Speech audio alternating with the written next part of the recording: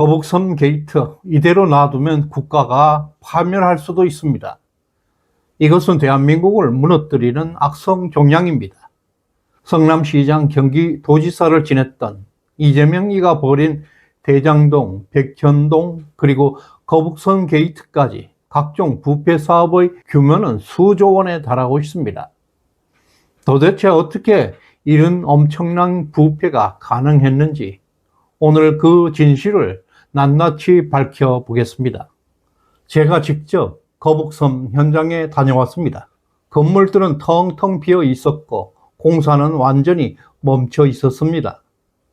마치 걷기도 전에 무너지는 폐허 같은 모습이었습니다. 상가 내부는 먼지만 수북히 쌓여 있었고 출입금지 스티커가 여기저기 붙어 있는 유령 도시 그 자체였습니다. 여러분, 개발이란 무엇이겠습니까? 인위적으로 가치를 끌어올리는 것을 말합니다. 예를 들어 보겠습니다. 시흥의 작은 어촌 마을이 있었다고 가정합시다. 개발 전 가치는 약 100억 원에 불과했습니다.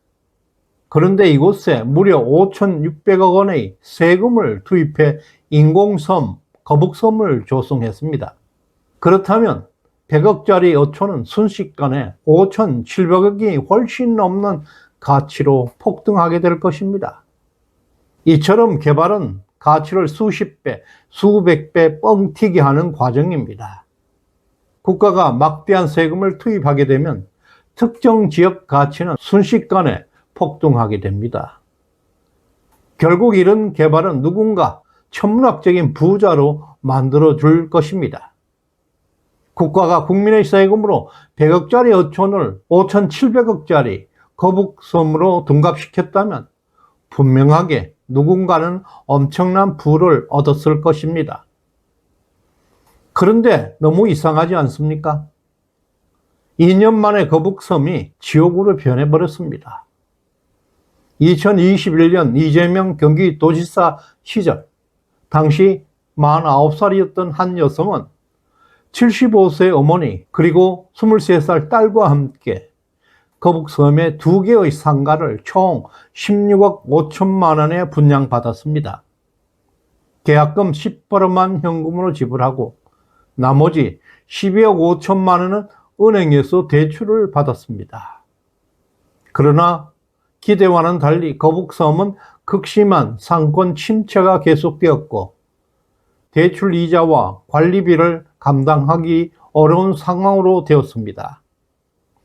결국 이 3대 모녀가 분양받았던 상가들은 대출 이자를 감당하지 못해 압류되었습니다. 2024년 5월 경매에 붙여졌지만 5차례나 유찰된 끝에 겨우 1억 7천만 원에 낙찰되었습니다. 결국 3대 모녀는 불과 2년 만에 무려 15억에 가까운 빚더미를 떠안게 되었습니다. 거북섬의 가치는 다시 개발 이전 수준으로 돌아가 버렸습니다. 16억 5천만 원짜리 상가가 2년 만에 1억 7천만으로 떨어졌습니다. 무려 90%의 가치가 증발해 버렸습니다. 시흥의 작은 어촌 마을에서 벌어지고 있는 비극적인 현실입니다. 이런 일은 자유시장 경제가 제대로 작동하는 국가에서는 결코 일어나지 않습니다. 국가가 모든 것을 통제하는 사회주의 체제에서만 발생하는 비극입니다. 그런데 왜 이재명이가 가는 곳에 이런 지옥이 만들어지겠습니까? 바로 중국 공산당식 개발 방식을 그대로 따라하고 있기 때문입니다. 거북섬 개발을 중국 공산당의 개발 방식과 비교해보면 정확하게 일치하고 있습니다. 첫 번째, 중국 공산당은 국가 소유 토지를 민간 기업에 임대해서 개발을 진행합니다. 가족이나 친지 같은 특수 관계자들을 시행자로 내세워서 엄청난 개발 이익을 챙기게 합니다. 이재명이가 추진했던 거북섬 개발도 특정 민간기업 대원플러스에 공유재산을 무상 제공하고 20년 동안 독점 운영권을 줘서 막대한 수익을 보장해 주었습니다. 이것은 중국 공산당이 쓰는 전형적인 특혜 제공 방식과 똑같습니다. 두 번째, 중국 공산당의 간부들은 인허가권을 독점적으로 행사합니다. 미리 내정된 가족이나 친지들이 사업권을 독차지할 수 있도록 만들어주는 것입니다. 거북섬 개발 역시 민간기업 대원플러스를 미리 내정해 두고 형식적인 공모 절차를 거쳐서 사업권을 부여했습니다.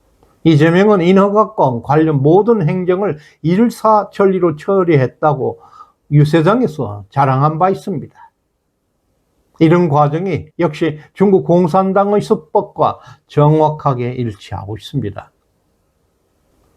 세 번째, 개발에서 얻는 엄청난 이익은 시행자들이 모두 챙겨갔습니다.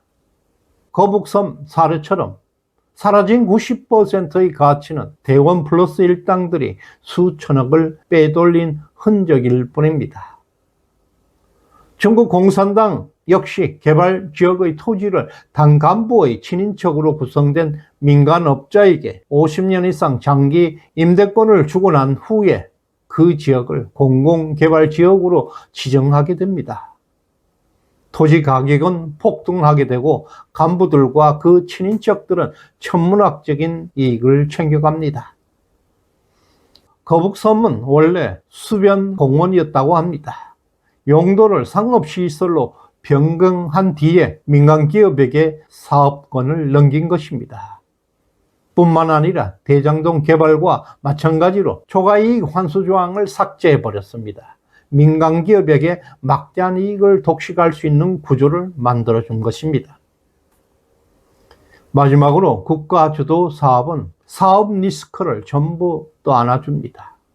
민간기업은 어떤 위험도 부담하지 않습니다. 이것 자체가 엄청난 특혜입니다.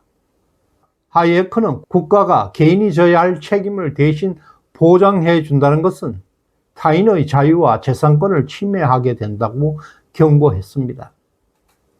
국가가 특정 개인의 리스크를 보장해 주는 순간 그 보장으로 인해서 다른 누군가의 삶이 파괴된다는 것을 의미합니다.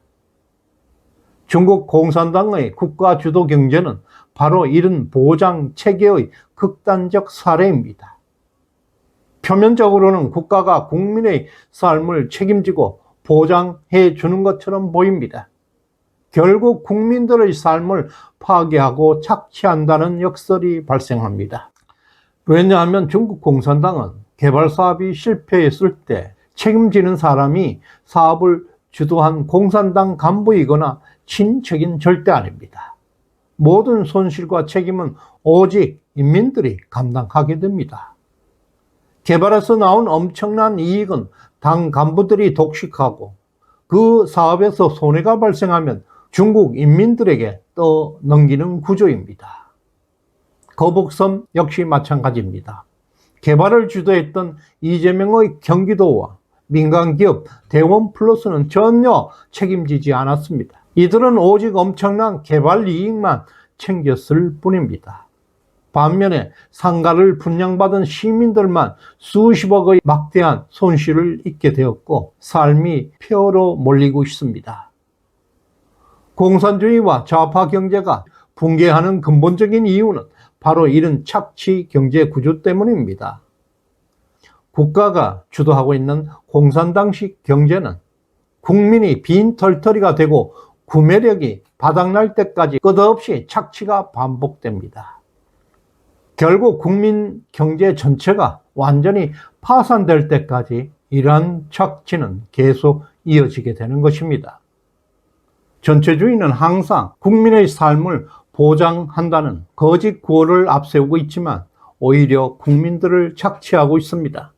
소련이 70년 만에 붕괴한 것도 이 때문입니다.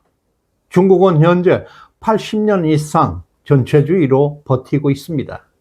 중간에 잠시나마 집단 지도 체제로 견제와 감시 기능 덕분에 그 수명이 조금 길어지고 있을 뿐입니다. 중국 역시 앞으로 10년 이내 붕괴하게 될 것입니다. 개발에서 발생하는 이익은 국민 모두에게 골고루 분배되어야 합니다. 특정 지역, 특정인을 위한 개발이라는 것은 결국 내 재산을 몰래 빼앗아가는 행위입니다. 이것이 바로 국가주도 경제, 사회주의식 보장의 본질입니다. 국가가 제공하는 보장이라는 것은 결국 나의 자유와 재산권을 빼앗아가는 것을 말합니다. 국가 주도의 개발은 바다 위에 화려하게 지은 성과 같습니다. 겉보기에는 웅장하지만 결국 그 아래를 파도가 쓸어가게 되면 흔적조차 사라져 버립니다. 이것이 이재명식 경제의 본질입니다. 구독과 좋아요 꾹 눌러주시길 바랍니다. 고맙습니다.